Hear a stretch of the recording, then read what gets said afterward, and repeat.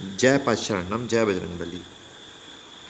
आज रात्रि की कहानी है श्री चतुरोनगंजी,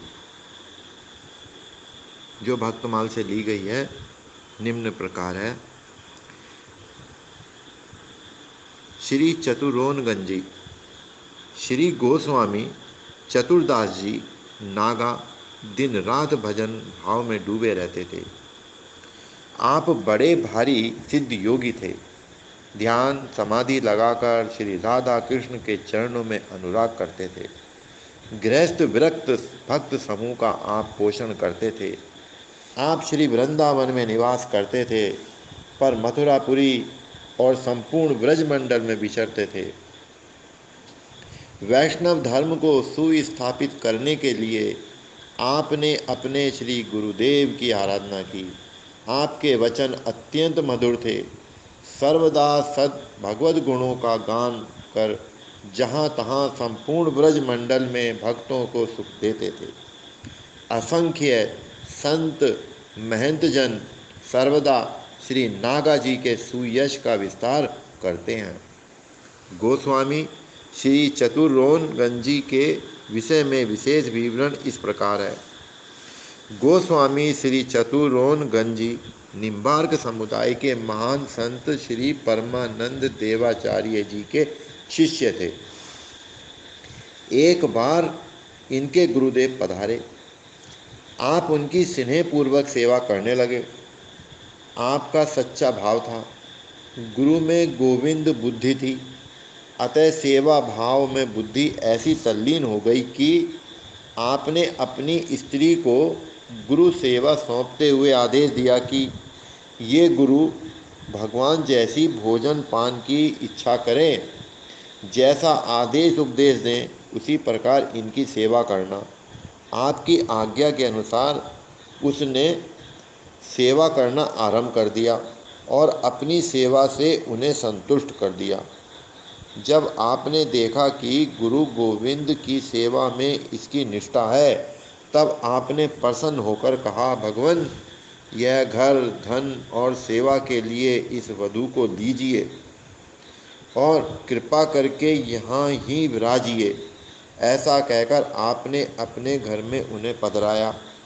जैसे कोई देव प्रतिमा को सेवा पूजा के निमित्त पधराए, उसी भाव में उन्हें पधराया। इस सेवा का प्रबंध करके आपको बड़ा सुख मिला। आपने गुरु गोविंद को साष्टांग दंडवत प्रणाम किया। उनकी आज्ञा और उनका आशीर्वाद पाकर उनके उपदेशानुसार आपने ब्रज भूमि की उपासना हृदय में धारण की। श्री बांके बिहारी आपके हृदय में बस गए। अतः आपने श्री वृंदावन में निवास किया और निरंतर वृंदावन रस की उपासना करके उसी रस का आस्वादन किया। नागा चतुरदास जी प्रातःकाल श्री वृंदावन धाम में विराजमान श्री गोविंद देव जी की मंगला आरती के दर्शन करते, फिर श्री मथुरा जी में आकर श्री केशव देव जी की श्रृंगार आरती में सम्मिलित होते। उसके बाद वहाँ से चलकर बरसाना नंदगांव में राजभोग की आरती करके गोवर्धन राधा कुंड होते हुए लगभग 36 कोस चलकर सायंकाल को श्री वृंदावन लौट आते। ऐसे ही प्रातः से सायं तक 4 प्रहर में प्रसन्न मन से श्री नागा जी नृत्य यात्रा करते। एक बार नंदगांव में पावन सरोवर पर आपको बिना खाए पिए 3 दिन बीत गए।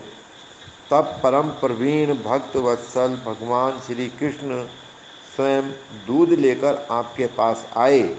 श्याम सुंदर के प्रेम रंग में रंगे हुए श्री नागा जी ने दूध पीकर जल मांगा। ब्रजवासी बालक रूप धारी भगवान जल लेने गए तो फिर लौटकर आए ही नहीं। तब आपको बड़ा कष्ट हुआ। फिर प्रभु ने रात को स्वप्न में दर्शन देकर कहा, मन में दुख मत मानो, मैंने ही आकर तुम्हें दूध पिलाया था। भगवान ने स्वयं में उन्हें श्री नागा जी से कहा, दूध पिलाने के बाद मांगने पर भी हमने तुमको पानी इसलिए नहीं दिया कि तुम्हें अब पानी से क्या प्रयोजन, तुम ब्रज भूमि में विराजते हुए घर घर जाकर दूध पिया करो। श्री नागा जी ने कहा, प्रभु, ये ब्रजवासी लोग दूध के बड़े प्रेमी लोभी होते हैं, फिर मुझे कैसे देंगे। भगवान ने कहा, नहीं, मेरी आज्ञा है, अतः सब लोग तुम्हें दूध अवश्य देंगे।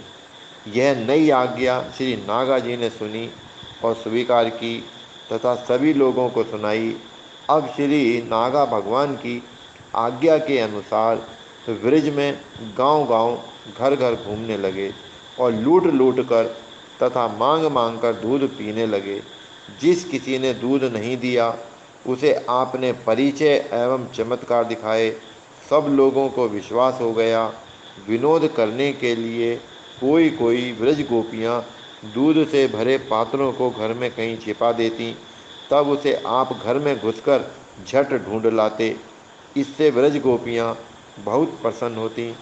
इस प्रकार श्री ब्रज धाम में निवास करते हुए आपने मधुर रसमयी लीलाएं की। ओम जय सद्गुरुदेव, जय सद्गुरु माता।